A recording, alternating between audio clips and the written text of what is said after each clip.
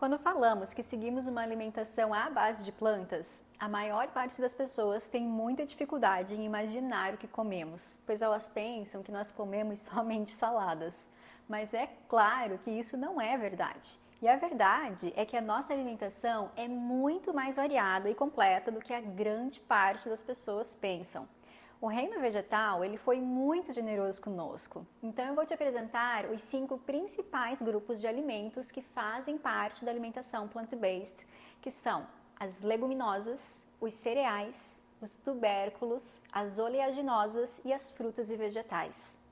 As leguminosas, apesar do nome, não tem nada a ver com legumes. São os grãos, como feijão, lentilha, grão de bico, soja. E esse grupo é responsável por nos fornecer proteínas. Todos esses alimentos são fontes de proteínas vegetais. Então, se alguém te perguntar, mas da onde vêm as proteínas na sua alimentação? Você pode responder que é das leguminosas. Nutricionalmente, esse é o grupo que substitui a carne na nossa alimentação. E o próximo grupo é o dos cereais. E nesse grupo entram a aveia, o trigo, o arroz, o milho, a quinoa. E esse grupo vai nos fornecer os carboidratos. E apesar do que muita gente pensa, eles são importantíssimos para a nossa saúde, porque eles são convertidos na principal fonte de energia do nosso corpo, que é a glicose. Ela é o combustível fundamental para o nosso cérebro, para os nossos músculos e para o nosso sistema imunológico. E eu sei que nos dias de hoje muitas pessoas ainda têm medo de consumir carboidratos em excesso por conta da fama da dieta low carb. Mas eu já ouvi relatos de pessoas que saíram de uma dieta low carb e migraram para plant-based, onde o consumo de carboidratos é sim muito maior, e se sentiram muito melhor, com muito mais energia e mais disposição. E existe uma explicação para isso.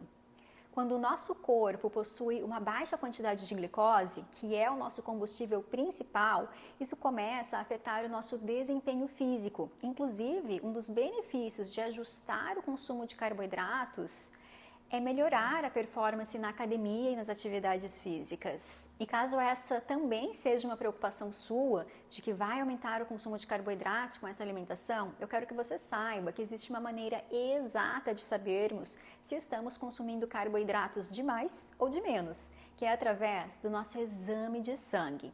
Então, já anota as próximas informações para você consultar os seus exames. O indicador de consumo de carboidratos no nosso exame de sangue são os triglicerídeos. Eles nos contam exatamente o quanto estamos comendo de carboidratos. Se o valor estiver superior a 100, significa que realmente estamos exagerando no consumo e devemos fazer um ajuste alimentar, eliminando principalmente as fontes de carboidratos simples da nossa alimentação, como a farinha e o açúcar. O ideal é que esse valor esteja entre 60 e 100, mas atenção, porque se estiver muito baixo, também não é bom. Se o seu nível estiver abaixo de 60, isso significa que já está influenciando no seu rendimento físico. E se estiver abaixo de 50, está afetando a sua construção de massa muscular.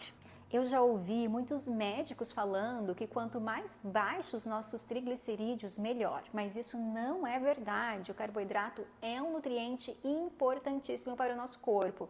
Sem carboidrato, nós ficamos sem energia e isso afeta o nosso cérebro, os nossos músculos e o nosso sistema imunológico. Aquelas pessoas com os carboidratos bem baixinhos são aquelas pessoas que estão sempre cansadas, que se sentem sem energia na academia, que a pilha acaba rápido durante uma prática de esporte e que estão sempre com a imunidade baixa, ficam doentes constantemente. Então você não precisa ter medo de consumir carboidratos. Inclusive, se você consome pouco, você vai sentir muita diferença em tudo isso que eu te falei agora. A sua mente vai ficar mais disposta, você vai ter mais energia nas atividades físicas e vai fortalecer a sua imunidade. Então não tenha medo de comer os carboidratos, principalmente agora que você já sabe identificar no seu exame a quantidade que você precisa. E o próximo grupo são os dos tubérculos, como as batatas, inhame, aipim, e eles também são ótimas fontes de energia da nossa alimentação, pois são carboidratos complexos, ou seja, aqueles de uma digestão lenta e que garantem uma sensação de saciedade por mais tempo. Depois vem as oleaginosas, que são a fonte de gordura da nossa alimentação, como as nozes, as amêndoas e as castanhas. E elas possuem ômega 3, uma gordura muito saudável que atua como antioxidante e que ajuda nas nossas atividades cognitivas. Ou seja, melhora o desempenho da nossa memória e a nossa atividade cerebral, além de também gerarem saciedade.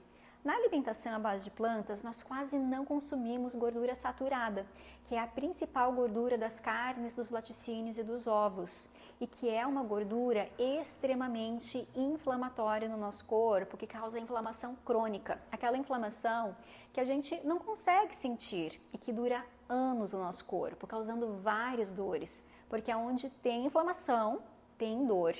Então, essa é uma ótima troca que nós fazemos na nossa alimentação, tirando a gordura que prejudica e adicionando uma gordura que beneficia a nossa saúde.